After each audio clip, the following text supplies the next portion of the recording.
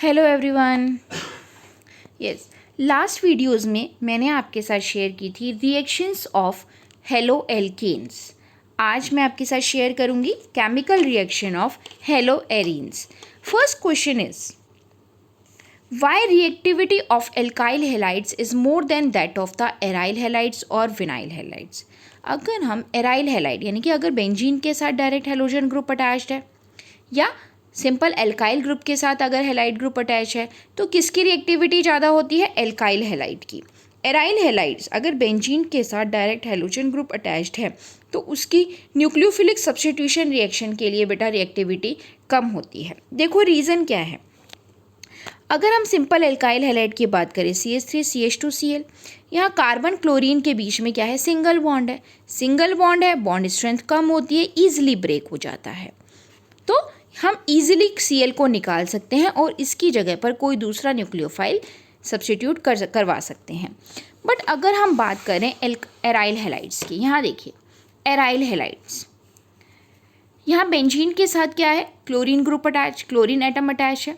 अब इसके पास lone pair होने की वजह से ये बेंजीन रिंग को लोन पेयर प्रोवाइड करेगा और रेजोनेंस में पार्टिसिपेट करेगा, प्लस आर इफेक्ट शो करेगा, जिसकी वजह से बेटा इस वाला कार्बन, ये कार्बन और ये क्लोरीन, ये जो कार्बन क्लोरीन बॉन्ड है इसमें डबल बॉन्ड कैरेक्टर्स आ जाएंगे। ये carbon chlorine bond double bond बन जाएगा। अब इसमें डबल बॉन्ड कैरेक्टर आ गए and double bond is more stronger than the single bond, so it is not easy to break. But alkyl halide में कार्बन क्लोरीन बॉन्ड क्या था? Single bond था, that is easy to break. But carbon chlorine double bond is difficult to break, इसलिए वो easily nucleophile जो है coming nucleophile इसको easily substitute नहीं कर पाएगा। That's why it is difficult for nucleophilic substitution reaction. Same in vinyl halides, this is vinyl halide CH2 double bond CHCl, यहाँ भी रेजोनेंस होगा। देखो ये लॉन पेयर यहाँ शिफ्ट होगा, ये डबल बॉन्ड यहाँ शिफ्ट होगा, जिससे यहाँ पर इस कार्बन क्लोरीन के बीच में डबल बॉन्ड कैरेक्टर्स आ जाएंगे। अब now the double bond is a strong bond, it is not easy to break, so nucleophile can not easily substitute this chlorine atom, so it is the reactivity of vinyl halides is less than that of the reactivity of alkyl halides. देखो example देखते हैं हम। Nucleophilic substitution reaction, अगर हम alkyl halide है इसकी NaOH से reaction कराएं, एक्वस NaOH से, एक्वस क्या करता है? एक्वस NaOH का जो OH है वो Cl में से OH को OH से रिप्लेस कर देगा Cl को।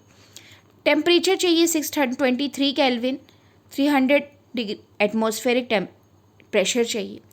क्या होगा? पहले यहाँ पर Na प्लस है, ONa अटैक करेगा, यहाँ पर HCl निकल जाएगा और इसका ONa माइनस अटैक करेगा। यहाँ देखो ये बन गया ONO। अब जब इसका हम डाइल्यूट HCl से हाइड्रोलाइसिस करवाएंगे तो ये फिनॉल में कन्वर्ट हो जाएगा, मीन्स क्लोरोबेंजीन फिनॉल में कन्वर्ट हो गया by the nucleophilic substitution reaction. अब बेटा अभी हमने देखा था कि न्यूक्लियोफिलिक सब्स्टिट्यूशन की रिएक्टिविटी एल्काइल हैलाइड स्लो देते हैं, that's why high temperature is required. But अगर सेम कंपाउंड में ऑर्थो एंड पैरा पोजीशन पर अगर कोई इलेक्ट्रॉन विड्रॉइंग ग्रुप प्रेजेंट है, इस टाइप के ग्रुप अगर प्रेजेंट है जो बेंजीन रिंग से इलेक्ट्रॉन डेंसिटी को डिक्रीज कर दे, तो कमिंग न्यूक्लियोफाइल जो होगा वो इजीली अटैक कर पाएगा।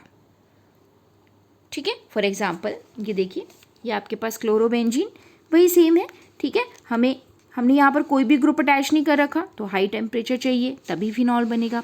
बट अगर हमने पैरा पोजीशन पर देखो नाइट्रो ग्रुप लगा दिया, अब पैरा पोजीशन पर नाइट्रो ग्रुप लगा दिया, इलेक्ट्रॉन विड्रॉइंग ग्रुप है, थोड़ा इजीली रिएक्शन हो जाएगी, इसलिए टेम्परेचर कम हो जाएगा। 443 केल्विन पर ही जो क्लोरीन है वो OH से रिप्लेस हो जाएगा। नेक्स्ट अगर हमने ऑर्थो पर भी लगा दिया तो टेम्परेचर और कम रिक्वायर्ड होगा और इजीली रिएक्शन हो जाएगी और Cl रिप्लेस हो जाएगा OH से।